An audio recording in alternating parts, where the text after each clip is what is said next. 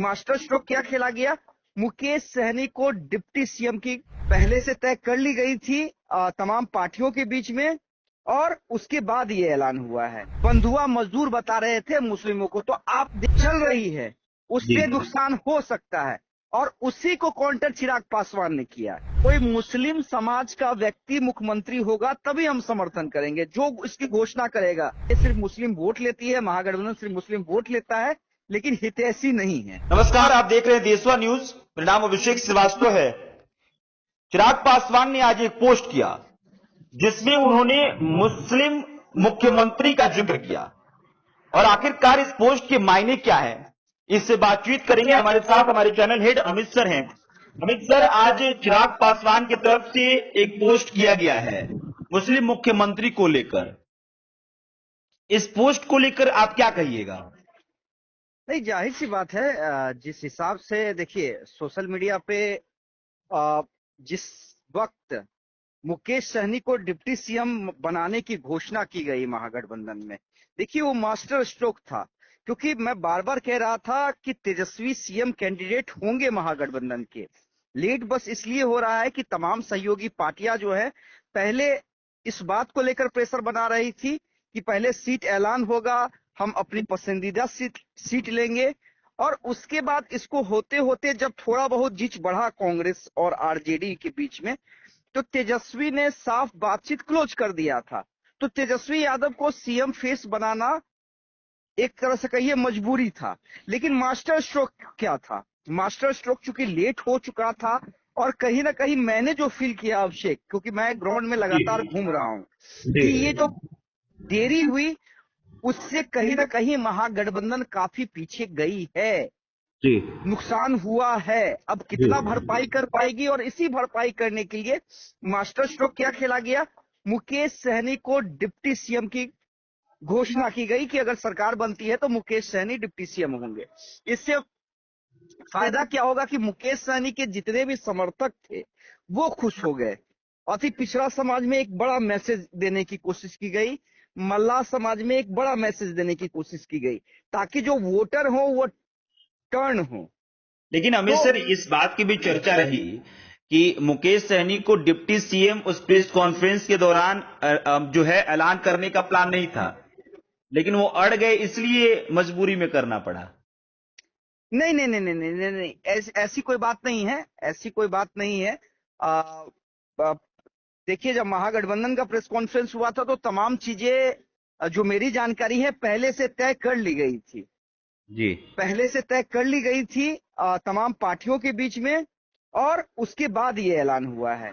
लेकिन अब देखिए चिराग पासवान ने ये कार्ड क्यों खेला, क्योंकि देखिए जो मुस्लिम, आप कमेंट देखिए सोशल मीडिया, अगर आप देखेंगे तो आजकल हर कोई बात सोशल मीडिया पे खुल कर रखता है। तो यही बात कहा जा रहा था कि मतलब 17% आबादी वाले मुस्लिम वोट को, जिसे आप अपना हकदार समझते हैं कि ये वोट हमारे साथ है, ये एम हमारे साथ है, उसका आपने कुछ ऐलान नहीं किया। आपने ये भी नहीं कहा कि भाई मुस्लिम समाज से भी एक डिप्टी सीएम होगा।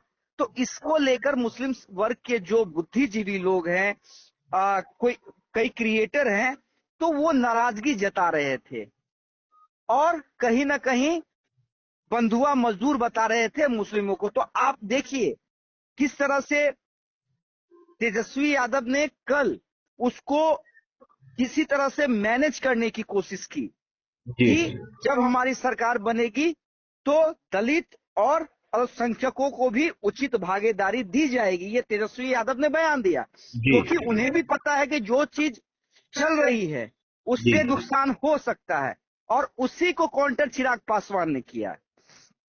बिल्कुल, उन्होंने लास्ट में लिखा भी है कि दिया। अगर आप बंधुआ वोट बैंक बनकर रहेंगे तो सम्मान और भागीदारी कैसे मिलेगी। हाँ, तो उसी को उन्होंने बढ़ावा दे दिया। देखिए चिराग ने जिक्र क्या किया है, चिराग ने उस वक्त का जिक्र किया है कि जब सत्ता की चाबी रामविलास पासवान के पास थी जी, और 29 सीटें उन्हें आई थी। वो चाहते तो किसी की भी सरकार बना सकते थे, नीतीश कुमार की भी बना सकते थे, लालू यादव की बना सकते थे, और दोनों ने उनको ये भी कहा था कि आप स्वयं मुख्यमंत्री बन जाइए, हम आपको समर्थन कर देते हैं।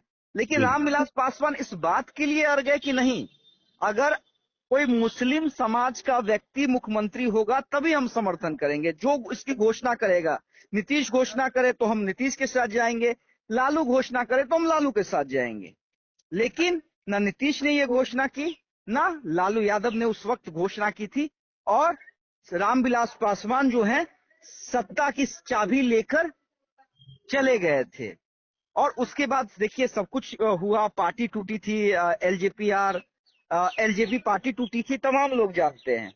तो उसी कुर्बानी को याद दिला रहे हैं चिराग पासवान, ताकि जो मुस्लिम समाज एक पहले से नाराज चल रहा है इस चीज को लेकर, तेजस्वी यादव ने उसे मैनेज करने की कोशिश की, और अब चिराग पासवान ने उसमें थोड़ी सी जी हाँ जी आग लगा दी है, हाँ धुआं में आग लगा दी है, ताकि जी पूरा वो आग फैले। यही जी एक कोशिश है, पॉलिटिकल वार है आरजेडी को ये दिखलाने का कि ये सिर्फ मुस्लिम वोट लेती है, महागठबंधन सिर्फ मुस्लिम वोट लेता है, लेकिन हितैषी नहीं है। तो जी अब इसको कैसे काउंटर करेगी? हालांकि चिराग पासवान के भी सोशल मीडिया पे कई तरह के मैसेज आ रहे हैं, जी कई तरह के मैसेज आ रहे हैं कि आप जिसके साथ हैं उन्होंने कितने मुस्लिम समाज के लोगों को टिकट दिया है। तो ये तमाम चीजें हैं, और ये देखिए चुनाव तक ये चलता रहेगा। लेकिन चिराग पासवान ने जो मास्टर स्ट्रोक खेला है, उसका तेजस्वी क्या कार्ड निकालते हैं, ये बड़ा इंटरेस्टिंग देखना रहेगा। बिल्कुल, ये देखना दिलचस्प होगा। और जाते जाते चिराग पासवान के पोस्ट को पढ़ देता हूं मैं। 2005 में मेरे नेता, मेरे पिता स्वर्गीय रामविलास पासवान जी ने मुख्यमंत्री बनाने के लिए अपनी पार्टी तक कुर्बान कर दी थी, तभी आपको उनका साथ नहीं दिया, आपने उनका साथ नहीं दिया। राजद 2005 में भी मुस्लिम मुख्यमंत्री के लिए तैयार नहीं था, आज 2025 में भी ना मुस्लिम मुख्यमंत्री देने को तैयार है, ना उप मुख्यमंत्री।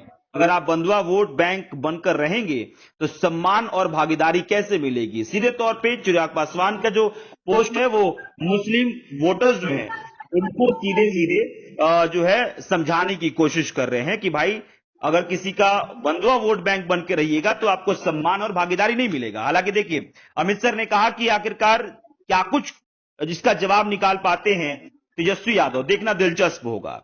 फिलहाल इस बातचीत में इतना ही। देशवा न्यूज देखते रहिए आप। बहुत बहुत शुक्रिया।